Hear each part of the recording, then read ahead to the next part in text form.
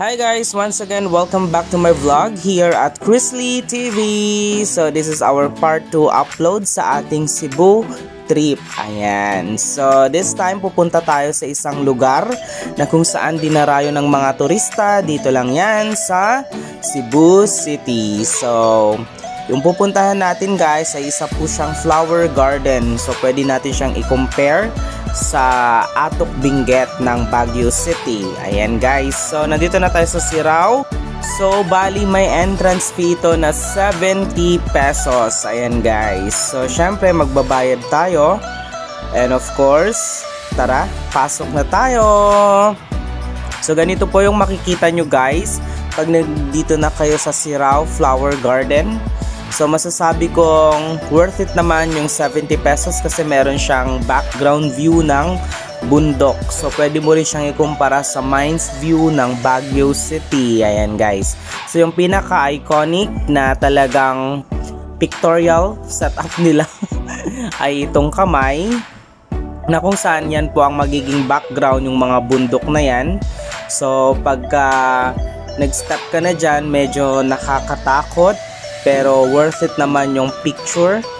And then of course, hindi mawawala din yung napakagandang bundok na kung saan kasama yan sa makakapture. At itong kanilang iconic bridge na may nakalagay po na Sirao. So yan yung mga hindi nyo dapat mamiss pagka nagpunta kayo dito sa Sirao Flower Garden. Okay?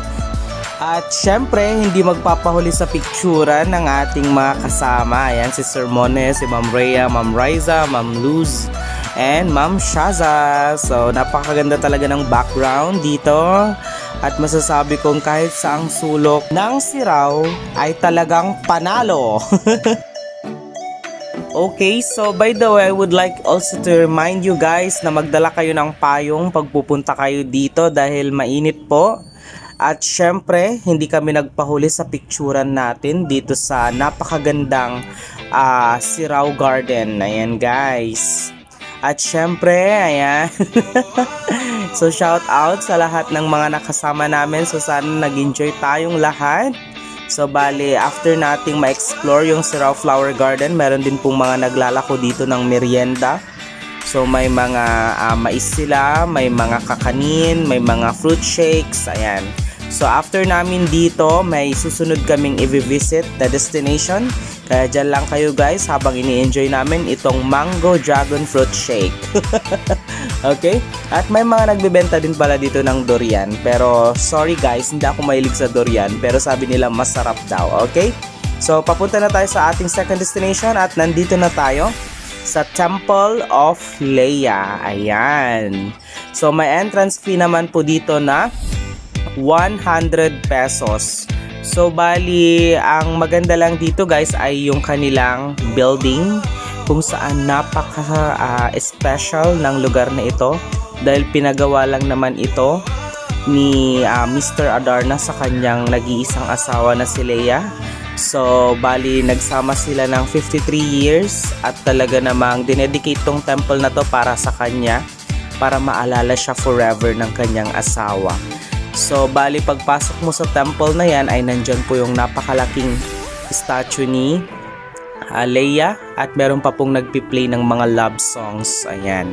So, bali pwede kang mag-request pero syempre kailangan mong magbigay ng tip. Ayan po. So, yung napakalaking statue ni Leia. Ayan. So, talaga namang napaka-romantic, napaka-sacred din ng lugar na ito para kay Mr. Adarna. So, imagine that. Kinonstruct pala ito way back. Nag-start is 2012. Ayan guys. So, tignan nyo naman para kang nasa ibang bansa. Pero pwede ko siyang ikumpara sa sa museum natin sa Manila. Parang ganun yung construction niya guys.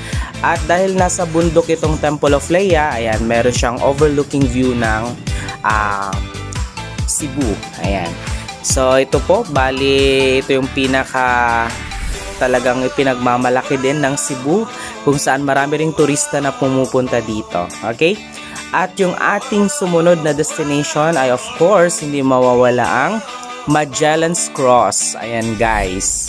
So alam nyo naman na si Ferdinand Magellan ang nagdala ng faith natin dito sa Philippines. One of the Christian countries, or I mean parang talagang tayo yung nag-iisang Christian country dito sa Asia.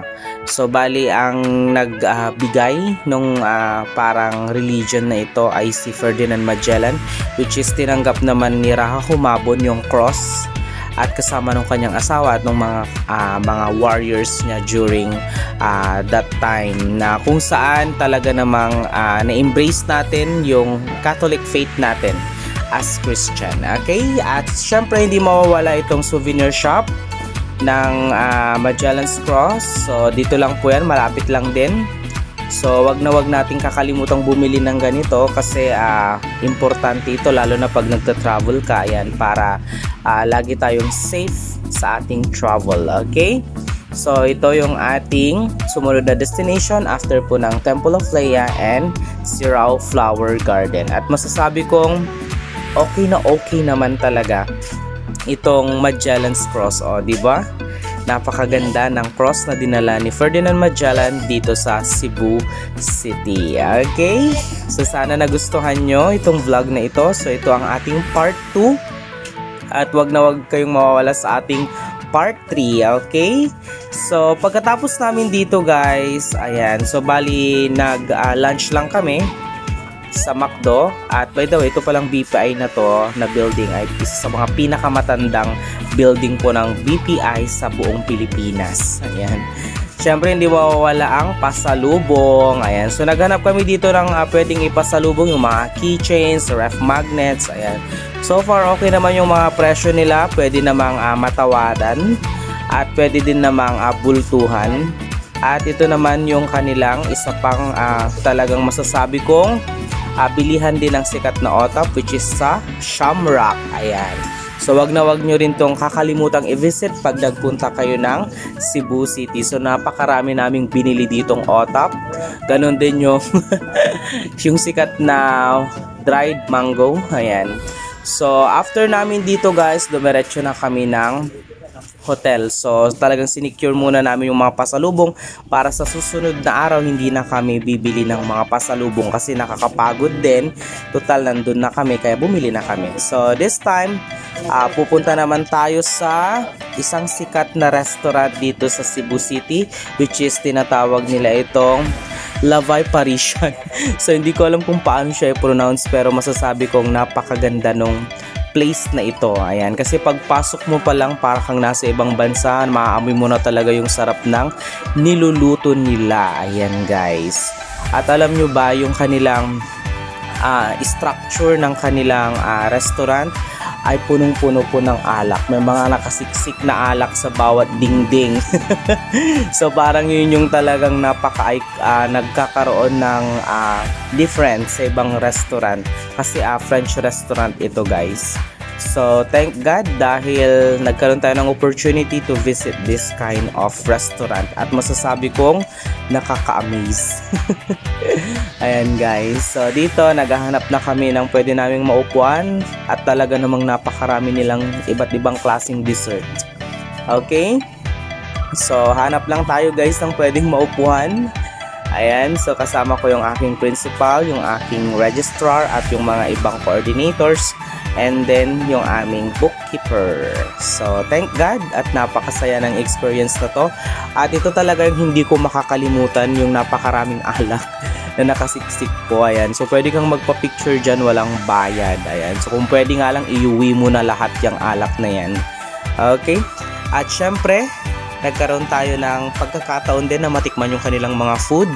Yung isa sa mga pinagmamalaki nila itong pizza na to. So syempre hindi tayo nagpahuli. Ayan guys. At saka masasabi kong napakasarap nung kanilang pizza. Kasi talaga best seller daw nila yan. At ito ang kanilang salad. So okay din naman yung kanilang salad. Ayos na ayos. So syempre naninibago sa lasa. Kasi pang ibang klase talaga yung lasa niya, hindi siya Pinoy style. Ayan, so barbecue, pork, chicken, ayan. So yung mga naamoy ko ay mga spices talaga ng ibang bansa. At saka yung maraming pangalan nito, kamatis. Ayan, so yung kanilang parang embutido. And then okay naman yung kanilang parang sausage, something like that. At ito naman yung kanilang parang menudo style na na baka, na beef. Napakaraming kamatis at itong kanilang spaghetti. Oh my goodness. So far nag-enjoy naman kaming lahat. Thank you so much and see you next upload.